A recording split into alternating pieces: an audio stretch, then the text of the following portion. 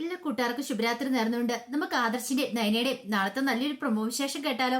അതിനു മുമ്പായിട്ട് ആദ്യമായി കാണുന്നവരുണ്ടെങ്കിൽ ചാനൽ ഇഷ്ടപ്പെട്ട ഒന്ന് സബ്സ്ക്രൈബ് ചെയ്യാൻ മറക്കരുത്. വീഡിയോ ഇഷ്ടപ്പെടുവാണെങ്കിൽ ഒരു ലൈക്ക് തരാനും മറക്കരുത് കേട്ടോ. അപ്പൊ നമുക്ക് നേരെ നമ്മുടെ വിശേഷത്തിലേക്ക് അങ്ങോട്ട് പോയാലോ. അങ്ങനെ ഇന്നത്തെ വിശേഷത്തിൽ നമ്മൾ കണ്ടു നവിയുടെ 7ാം മാസത്തെ ചടങ്ങുകളൊക്കെ തുടങ്ങുവാണ്. അങ്ങനെ ആ തുടങ്ങുന്ന സമയത്ത് എല്ലാരും കൂടെ ഹാളിൽ ഒത്തുചേർന്നിരിക്കുകയാണ്. ഈ സമയമായിട്ടും അബി അങ്ങോട്ട് എത്തിയിട്ടുണ്ടായിരുന്നില്ല. അങ്ങനെ അബി എന്തിയെ ഇതുവരെയായിട്ടും വരാത്തെന്നൊക്കെ മുത്തശ്ശനൊക്കെ ചോദിക്കുകയാണ്. ആ സമയത്ത് നബി പറഞ്ഞു, അബി മുല്ലപ്പൂ വാങ്ങാൻ പോയതാന്ന് പറയണ. ഇത് കേട്ട് കഴിഞ്ഞപ്പോ മുത്തശ്ശി പറഞ്ഞു, മുല്ലപ്പൂ വാങ്ങാൻ തന്നെയാണ് പോയത്. അവൻ പോയിട്ട് ഇപ്പൊ മണിക്കൂറായല്ലോ. ഇത്രയും മുല്ലപ്പൂ വാങ്ങാൻ ഇത്രയും സമയം വേണോന്ന് ചോദിക്കണം. ഇത് കേട്ട് കഴിഞ്ഞപ്പോ ജലജ പറഞ്ഞു, ചിലപ്പോ ഇവള് വേറെന്തെങ്കിലുമൊക്കെ പറഞ്ഞു വിട്ട് കാണും. ഇവിടെ പൊതുസാഹസി പറയാനുള്ള മടി കൊണ്ടായിരിക്കും അവള് പറയാത്തേന്ന് പറയാ. ഇത് കേട്ടപ്പോ നവ്യ പറഞ്ഞു, എനിക്ക് അതിന്റെ കാര്യമൊന്നുമില്ലെന്ന് പറയാ. എന്തേലും ഉണ്ടെങ്കിൽ ഞാൻ അതങ്ങ് വെട്ടി തുറന്നു പറയും. പിന്നെ അബിയോട് ഞാൻ വേറെ എന്ത് പറഞ്ഞു വിടാനാ. ഇതിപ്പോ മുല്ലപ്പൂവിന്റെ കാര്യം ഞാൻ അവനോട് പറഞ്ഞിട്ടില്ല. അവൻ പോയിരിക്കുന്നേ അവ സ്വന്തമായിട്ട് വാങ്ങാന്നും പറഞ്ഞു പോയിരിക്കുന്ന. ഇനിയിപ്പോ വേറെന്തെങ്കിലും ആവശ്യത്തിന് പോയതാണെന്നൊന്നും അറിയില്ല. എന്റെ കണ്ണി പൊടിയിടാൻ വേണ്ടിയിട്ട് മുല്ലപ്പൂവിന്റെ കഥ പറഞ്ഞാണെന്നും അറിയില്ല. ഒന്നുമല്ല, നിങ്ങളുടെ മോനല്ലേ, ഒന്ന് വിളിച്ചു നോക്ക്, അപ്പൊ അറിയാന്ന് പറയാണ്. ഇങ്ങനെ കുറച്ച് സമയം അങ്ങനെ അയാൾ സംസാരിക്കുവാണ്. അങ്ങനെ ഇത്തിരി സമയം കഴിഞ്ഞ് കഴിയുമ്പോഴത്തേനും അങ്ങോട്ടേക്ക് കനകയും ഗോവിന്ദനും നന്ദുവും ഒക്കെ വരുന്നുണ്ട്. അങ്ങനെ അവര് കയറി വരുന്ന കണ്ടു കഴിഞ്ഞപ്പം നയനയ്ക്ക് ഭയങ്കര സന്തോഷമായി. നയന പോയി അമ്മ അച്ഛനൊക്കെ പറഞ്ഞ് അവരെ പോയി കെട്ടിപ്പിടിക്കുന്നുണ്ട്. നന്ദുവിനെ കണ്ടു കഴിഞ്ഞപ്പോ ജാനകിയുടെ മുഖം അങ്ങോട്ട് കറുത്തിരുണ്ടു. ഇവളെന്തിനാ ഇങ്ങോട്ട് വന്നേന്നുള്ള രീതിയായിരുന്നു. നാണമില്ലാതെ അവള് കയറി വന്നിരിക്കുന്ന മരവ് കണ്ടോ.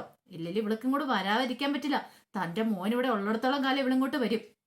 ഇവള് കാരണമാ തന്റെ മരുമോൾ ഇപ്പൊ അവളുടെ വീട്ടിൽ പോയിരിക്കുന്നത്. എന്നിട്ടും അവൾക്ക് ഒരു കുലുക്കം ഉണ്ടോന്ന് നോക്കിയേ. ഇപ്പം ജലജ ജാനിയോട് പറഞ്ഞു, നോക്ക് ജാനിക്ക്, ഇതെങ്ങ് നോക്കി ആരാ കയറി വരുന്നേന്ന് നോക്കിയേ. അവള് വലിയ അഹങ്കാരം കാണിച്ച് വരുന്ന കണ്ടോ. അവൾക്ക് ഏതാണ്ട് ചിക്കൻ ബോക്സ് ആണെന്ന് എന്തൊക്കെ പറയുന്നത് കേട്ടു. എന്നിട്ട് വീണ്ടും അവൾ ഇങ്ങോട്ട് കയറി വന്നിരിക്കുന്നു. അങ്ങനെ നന്ദു വന്നു കഴിഞ്ഞപ്പോഴത്തേനും ജലജ പറഞ്ഞു, അല്ല നന്ദുവിന് എന്തോ ചിക്കൻ ബോക്സോ പനിയൊക്കെയാന്ന് പറഞ്ഞിട്ട് ഇങ്ങോട്ടേക്ക് പുറത്തിറങ്ങി നടക്കാറൊക്കെ ആയെന്ന് ചോദിക്കുക. ഇങ്ങോട്ടൊക്കെ വന്നിട്ടുണ്ടെങ്കിൽ ഒന്നാമത്തെ കാര്യം പ്രായമായ അച്ഛനും അമ്മയൊക്കെ എന്തേലും ആയി പോയിട്ടുണ്ടെങ്കിൽ പോരാത്തന് നവിയുടെ വയറ്റൊരു കുഞ്ഞും കൂടെ ഉള്ള ചിന്ത ഇല്ലേന്ന് ചോദിക്കുകയാണ്. ഇത് കേട്ട് കഴിഞ്ഞപ്പോ മൂർത്തി മുത്തശ്ശൻ പറഞ്ഞു, നീ എന്തിനാ ജലജ ഇത്ര ടെൻഷൻ അടിക്കണേ. അവളുടെ അസുഖമൊക്കെ ഭേദമായതാ. പോരാത്തേന് ഇന്നിപ്പം നവീനെ അങ്ങോട്ട് കൂട്ടിക്കൊണ്ട് പോവല്ലേ ചെയ്യുന്നേ. പിന്നെ നവി അവിടെയല്ലേ കഴിയേണ്ടത്. പിന്നെ നീ എന്തിനാ ഇത്ര ടെൻഷൻ അടിക്കണേന്ന് ചോദിക്കുക. ഇത് കേട്ടതും ജലജ മനസ്സിൽ പറഞ്ഞു, എന്റെ ദൈവമേ, എങ്ങാനും പനി പിടിച്ച നവിയെ അങ്ങ് ചത്തുപോയാ മതിയായിരുന്നു. അങ്ങനെയാണ് ഇത്തിരി സമാധാനം കിട്ടിയത്. അവള് മാത്രമല്ല, അവളുടെ വയറ്റി വളരുന്ന കുഞ്ഞും കൂടെ. അതെങ്ങനെയാ, അങ്ങനെയുള്ള നല്ല കാര്യങ്ങളൊന്നും നടക്കത്തില്ലല്ലോ. അന്നെങ്കിൽ ഈ ശല്യം ഒഴിയാബാധയൊന്നും മാറി കിട്ടിയാനും എന്ന് ജലജ മനസ്സിൽ പറയാണ്. കരയ്ക്ക് മനസ്സിലായി വന്നപടി തന്നെ തങ്ങളൊക്കെ എങ്ങനെ താത്തിക്കെട്ടാവോ അല്ലെങ്കിൽ എങ്ങനെയൊക്കെ ദ്രോഹിക്കാവോ എന്ന് ചിന്തിച്ചുകൊണ്ടിരിക്കുവാണ് ജലജയും ജാനകിയും ഒക്കെ. നന്ദു പക്ഷെ അതൊന്നും മൈൻഡ് ചെയ്യാനേ പോയില്ല. അപ്പോഴേക്കും അനിയും കൂടെ അങ്ങോട്ട് ഇറങ്ങി വന്നു. അനി നന്ദുവിനെ നോക്കുകയാണ്. നന്ദു പതുക്കെ നോക്കി ചിരിക്കുകയാണ്. ജാനകി അത് ശ്രദ്ധിച്ചു. കണ്ടില്ലേ, കിട്ടിയ സമയത്ത് അവൾ അവനെ കറക്കി എടുക്കാണ്ട് നോക്കുന്നേ. അനാമിക മോളും കൂടെ വേണ്ടതായിരുന്നു ഇവിടെ. എന്നായിരുന്നെങ്കിൽ ഇവിടെ കാണായിരുന്നു. അവൾ ഉണ്ടായിരുന്നെങ്കിൽ മിക്കവാറും ഇന്ന് ഇവളെ അടിച്ചിറക്കിയാനോ ഇവിടുന്ന് എന്നൊക്കെ ജാനകി മനസ്സിൽ വിചാരിക്കുകയാണ്. പിന്നീട് മൂർത്തി മുത്തശ്ശൻ പറഞ്ഞു, എന്താ എല്ലാരും കൂടെ വന്നവിടെ നിൽക്കുന്നേ, ഇതേ വന്നിരിക്കാനൊക്കെ പറയാണ്. അങ്ങനെ കനക എന്ത് ചെയ്യാണ്, കയ്യില് കൊണ്ടുവന്ന് പലഹാരങ്ങളൊക്കെ കൊണ്ടു കൊടുക്കുകയാണ് നവിയുടെ കയ്യിലേക്ക്. ഇതാ മോളെന്ന് പറഞ്ഞുകൊണ്ട് അത് കൊടുത്തു കഴിഞ്ഞപ്പോഴത്തേനും ജലജ ഒരുമാതിരി ആക്കി ഒരു ചിരിയിരിക്കുവാണ്. ഏതാണ്ട് വലിയ കനകക്കട്ട പോലെ കൊണ്ടുവന്നിരിക്കുന്നു എന്നൊരു ചിന്തയിൽ ഒരു നോട്ടം കൂടെ. ഇത്തിരി പലഹാരം പൊതിഞ്ഞു കെട്ടി വന്നിരിക്കുന്നു എന്നൊക്കെ ഒരു ഭാവമായിരുന്നു ജലജയുടെ മുഖത്ത്.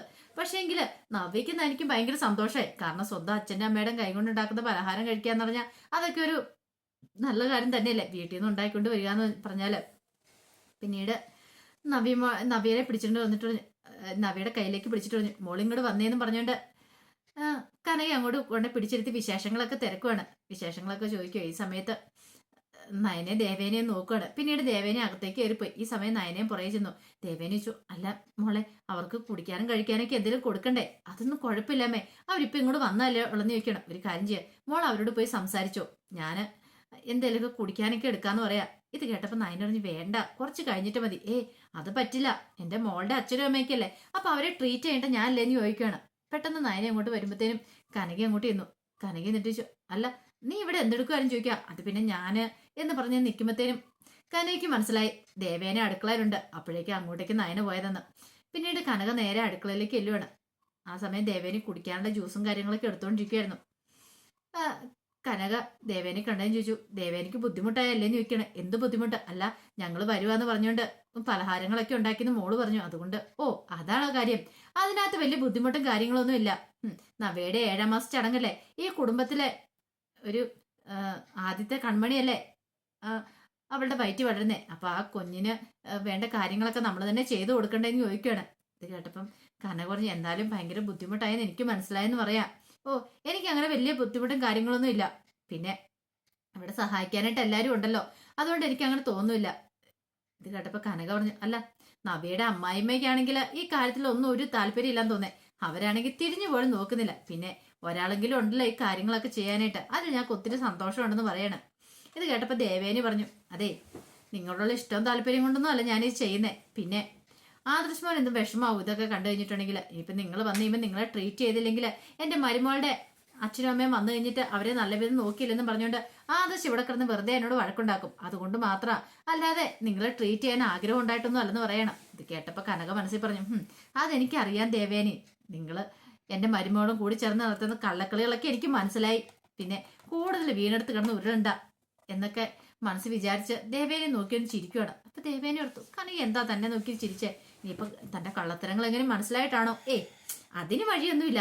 അങ്ങനെ മനസ്സിലാവാനായിട്ട് താനും അവളും സംസാരിക്കുന്നൊന്നും കനക കണ്ടിട്ടില്ലോ. പക്ഷെ ക്ഷേത്രത്തിൽ പോയ സമയത്ത് അവർ തമ്മിൽ സംസാരിക്കുന്നേ കെട്ടിപ്പിടിക്കുന്നതൊക്കെ കനക കണ്ടെന്നുള്ള കാര്യം ദേവേനിക്കൊട്ട് അറിയത്തുണ്ടായിരുന്നില്ല. കുറെ സമയം കഴിഞ്ഞിട്ടും അബീനെ കണ്ടില്ല. അബീനെ കാണാതെ വന്നപ്പോഴത്തേനും മുത്തശ്ശൻ പറഞ്ഞു, ഒരു കാര്യം ചെയ്യാം, ആ ഫോൺ ഇങ്ങടന്നേ, ഞാനൊന്ന് വിളിച്ചു നോക്കട്ടെ എന്ന് പറയണേ. മുത്തശ്ശൻ വിളിച്ചു, കോൾ എടുത്തില്ല അബി. എങ്ങനെ കോൾ എടുക്കാനാ? അനഘയോടൊപ്പം അവൻ ഇരിക്കുകയാണ്. അപ്പൊ അവനോട് കുറച്ച് കാര്യങ്ങളൊക്കെ സംസാരിക്കണമെന്ന് പറഞ്ഞുകൊണ്ട് അനഘ അങ്ങ് വിളിച്ചോണ്ട് പോയത്. അബി മാക്സിമം ഒഴിഞ്ഞു മാറാൻ ശ്രമിച്ചു. പക്ഷെ എങ്കിലും അനഘ വിട്ടില്ല. അനഘ പറഞ്ഞു, ഞാൻ പറയുന്ന കേട്ട് പോയാൽ മതി. എനിക്കറിയാം നീ പോയിട്ടുണ്ടെങ്കിൽ ഇനി പൊങ്ങൂന്ന് എനിക്ക് തോന്നില്ല. നിന്റെ സ്വഭാവം ഞാൻ ശരിക്കും മനസ്സിലാക്കിയിട്ടുണ്ട്. അതുകൊണ്ട് എനിക്ക് സംസാരിക്കണമെന്ന് പറയണം. അങ്ങനെ അവരവിടെ ഒരു കോഫി ഷോപ്പിലേക്ക് കയറി. പിന്നീട് അബിയോട് പറഞ്ഞു, ഞാൻ വല്ലാത്തൊരു പ്രതിസന്ധിയില്ല. എൻ്റെ മോളെ നീ നോക്കണം. അറിയാലോ, എൻ്റെ മോളെന്നല്ല നിന്റെ മോളാത്. ഇതുവരെയായിട്ടും അവളുടെ അച്ഛനാരെന്ന് പോലും ഞാൻ വെളിപ്പെടുത്തിയിട്ടില്ല. നിനക്കറിയാലോ, എനിക്ക് അധികം നാള് അവളെ ഇങ്ങോട്ട് നടക്കാനായിട്ട് പറ്റില്ല. ഇപ്പൊ എനിക്ക് ദുബായിൽ ഒരു ജോലിയുണ്ട്. ആ ജോലി പോലും വേണ്ടെന്ന് വെച്ച് ഞാൻ ഇങ്ങോട്ട് വന്നതിന്റെ പിന്നെ ഒരു കാരണമുണ്ട്. എനിക്ക് കല്യാണാലോചന മറ്റും കാര്യങ്ങളൊക്കെ വരുന്നുണ്ട്. പോരെന്ന് പറഞ്ഞുകൊണ്ടിരിക്കുക. ഇവിടെയാണെങ്കിലും ആർക്കും അറിയത്തില്ല എനിക്കൊരു മോളുണ്ടെന്നുള്ള കാര്യമൊന്നും അറിയത്തില്ല. പക്ഷെ ഞാൻ ആകെപ്പാടെ പെട്ടുപോയ അവസ്ഥയിലാണ്. എന്റെ മോളെ എങ്ങനെയെങ്കിലും നീ നോക്കണമെന്ന് പറയാ. ഇത് കേട്ട് കഴിഞ്ഞപ്പത്തിന് അഭിറ, ഞാനോ? പിന്നല്ലാതെ നീയല്ലേ ഇവളുടെ അച്ഛന്. ഞാനൊരു കല്യാണത്തിനൊന്നും സമ്മതിക്കാനൊന്നും പോകുന്നില്ല. പക്ഷെ എനിക്കിപ്പൊ പിടിച്ചു നിൽക്കാനായിട്ട് ഇപ്പൊ മോളെയും കൊണ്ട് എനിക്ക് നിൽക്കാൻ പറ്റില്ല. കാരണം മോള് കൂടെ ഉണ്ടെങ്കിൽ എനിക്ക് ജോലിക്ക് പോകാനൊക്കെ ഭയങ്കര ബുദ്ധിമുട്ടായി തുടങ്ങി. അപ്പൊ മോളെ ആരെ ഏൽപ്പിച്ചിട്ട് പോകാനായിട്ടും എനിക്കത് വിശ്വാസമില്ല. സ്വന്തം അച്ഛനുള്ളപ്പോ പിന്നെ ഞാൻ എന്തിനാ ഇത്ര കിടന്ന് കഷ്ടപ്പെടുന്നത്? നിനക്കൂടെ ഉത്തരവാദിത്തമുള്ളതല്ലേ അബി. അതുകൊണ്ട് നീ മോളെ നോക്കണം എന്ന് പറയണം. അബി പറഞ്ഞു, നീ എന്തൊക്കെയാ അനേക പറയണമെന്ന് ചോദിക്കുക. എനിക്ക് മോളെയും കൊണ്ട് ആ വീട്ടിലേക്ക് പോകാൻ പറ്റുമെന്ന് ചോദിക്കുക. അതൊന്നും എനിക്കറിയണ്ട. ഇത്രയും കാലം ഞാൻ നോക്കില്ലേ? എന്തെങ്കിലും ഒരു കാര്യത്തിൽ നിന്നെ ബുദ്ധിമുട്ടിപ്പിക്കാൻ വേണ്ടി ഞാൻ വന്നോ? ഇല്ലല്ലോ. അതുകൊണ്ടാണ് ഞാൻ പറയണേ എന്ന് പറയണ. അബി പറഞ്ഞു, അനഘ ഞാന് എന്ന് പറഞ്ഞ് വേണ്ട കൂടുതലൊന്നും പറയണ്ട. അപ്പോഴാണ് മൂർത്തി മുത്തച്ഛന്റെ കോള് കയറി വരുന്ന അബി കണ്ടത്. അബിക്കാണ് എന്ത് ചെയ്യണമെന്ന് അറിയത്തില്ല. ദേ വീട്ടിൽ നിന്ന് വിളിക്കുന്നുണ്ട്. ഇനിയും ചെല്ലാതിട്ടുണ്ടെ ആ പാടെ പ്രശ്നമാവെന്ന് പറയണ. ഇത് കേട്ടതും അനഘ പറഞ്ഞു, നീ പോയിക്കോ, പക്ഷെ എനിക്കൊരു ഉത്തരം തന്നിട്ട് പോയാൽ മതി. അല്ലെങ്കിൽ നിന്റെ പുറകെ ഞാൻ അനന്തപുരിയിലേക്ക് വരും. പിന്നെ അറിയാലോ അവിടെ എന്താ സംഭവിക്കാൻ പോകുന്നത്.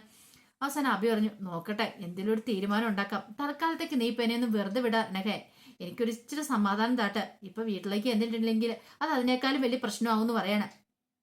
അങ്ങനെ അവസാനം ഒരു വിധത്തില് അനഘേനെ സമാധാനിപ്പിച്ച് അബി ഇറങ്ങുവാണ്. ഈ സമയം മൂർത്തി മുത്തശ്ശൻ പറഞ്ഞു, 7-ാം മാസം ചടങ്ങാ അബിയുടെ ഭാര്യയുടെ. പക്ഷെ ഇതുവരെയായിട്ട് അവൻ ഇങ്ങോട്ടേക്ക് വന്നേന്ന് നോക്കിയേ. ഇത്തിരി സമയം കൂടെ വെയിറ്റ് ചെയ്തിട്ട് അവൻ വന്നില്ലെങ്കിൽ മേലാൽ അവനെ പഠിക്കാത്തേക്കാൻ കേട്ടില്ലെന്ന് പറയണം. ഇത് കേട്ടതും ജലജയ്ക്ക് ടെൻഷൻ. ജലജ പറഞ്ഞു, അത് പിന്നെ അച്ഛാ, അവൻ എന്തെങ്കിലും അർജന്റ് കാര്യത്തിന് വേണ്ടി പോയതായിരിക്കും എന്ന് പറയാം. എന്താ അർജന്റ്? അവൾക്ക് മുല്ലപ്പ് വാങ്ങാൻ പോകാനെന്ന് പറഞ്ഞു. അത് ഇത്ര മുല്ലപ്പ് വാങ്ങാനായിട്ട് ഇത്ര സമയം വേണോ? അതൊന്നുമല്ല, അവനത് വെറുതെ എന്തോ ഒരു ഉടായ്പ വർത്താനം പറഞ്ഞിട്ട് പോയിരിക്കുന്ന, അല്ലാതെ മുല്ലപ്പ് വാങ്ങാൻ പോയതൊന്നുമല്ല. നിന്റെ മകനെ നിനക്കെതിരായിട്ട് മനസ്സിലായില്ലേന്ന് ചോദിക്കാം. അല്ല അത് പിന്നെ അച്ഛൻ ഞാന് കൂടുതൽ നീ പറയണ്ട, എല്ലാരും എനിക്ക് നല്ല വ്യക്തമായിട്ട് അറിയാം എന്നൊക്കെ പറഞ്ഞിട്ട് മൂർത്തി മുത്തശ്ശൻ ദേഷ്യപ്പെടുകയാണ്. പിന്നീട് നവിക്കാണെങ്കിൽ ആകെപ്പാടെ വിഷമമായിപ്പോയി. ഇതുവരെയായിട്ടും അബി എത്തിയിട്ടില്ല.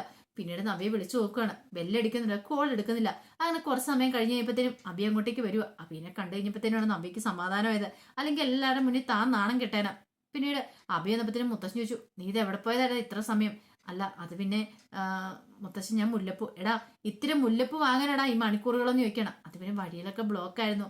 പിന്നെ 1-2 പരിചയക്കാരെ കണ്ടു. ഓഹോ എടാ, നിന്റെ ഭാര്യയുടെ 7-ാം മാസം ചടങ്ങാൻ നിനക്ക് അറിയാലോ. ആ സമയത്താണ് നിനക്കൊരു ഉത്തരവാദിത്തമില്ല നീ ഇങ്ങനെ നടക്കുന്നേ. അല്ല പറഞ്ഞിട്ട് കാര്യമില്ല. പണ്ടേ തൊട്ട് അമ്മയും മോനും ഇങ്ങനെയാണല്ലോ. ഈ കുടുംബത്തിൽ എന്ത് ഫംഗ്ഷൻ നടന്നാലും ഇനി നിങ്ങളുടേതായ കാര്യം നടന്നാലും ഒരു ഉത്തരവാദിത്വം ഇല്ല. ആരെങ്കിലും ചെയ്യുവാണെങ്കിൽ ചെയ്യട്ടെ എന്നുള്ള രീതിയാ. അല്ലെങ്കിൽ തന്നെ ഇപ്പൊ തന്നെ കണ്ടില്ലേ, ജലജയാണ് ഇവിടുത്തെ കാര്യങ്ങളൊക്കെ ഓടി നടന്ന് ചെയ്യണ്ടേ. അവളുടെ മരുമോളല്ലേ കൂട്ടിക്കൊണ്ടു പോകാൻ വരുന്നേ, എന്നിട്ട് അവളോ മൈൻഡ് പോലും ചെയ്യുന്നില്ല. ആരും നിൽക്കുന്ന നിപ്പ് കണ്ടില്ലേ, ദേവേനയല്ലേ കാര്യങ്ങളൊക്കെ ചെയ്യുന്നേ എന്ന് ചോദിക്കുകയാണ്. ഇത് കേട്ടതും ജലജയൊന്നും മിണ്ടാതെ തല കുമ്പിട്ട് വയ്ക്കുകയാണ്. ജലജിക്ക് പിന്നെ എന്ത് ചെയ്യണമെന്ന് അറിയത്തില്ല. അപ്പോഴേ മുത്തശ്ശി പറഞ്ഞു, ഇനിയിപ്പോൾ അതിനെക്കുറിച്ച് സംസാരിക്കാൻ സമയമില്ല, സമയമായി ചടങ്ങിനുള്ള, നമുക്ക് ചടങ്ങ് നടത്താമെന്ന് പറയണം. അങ്ങനെ നവ്യയുടെ അബിയുടെ 7ാം മാസ ചടങ്ങുകളൊക്കെ അതിഗംഭീരമായിട്ട് നടക്കുകയാണ്. അപ്പൊ അതിന്റെ വിശേഷങ്ങളൊക്കെ നാളെ നമ്മൾ കാണാൻ പോകുന്നത്. ആ വിശേഷങ്ങളൊക്കെ നമുക്ക് എല്ലാവർക്കും കാത്തിരിക്കാം കേട്ടോ. ഒരിക്കൽ കൂടി എല്ലാവർക്കും ശുഭരാത്രി നേർന്നുകൊണ്ട് നിർത്തുന്നു.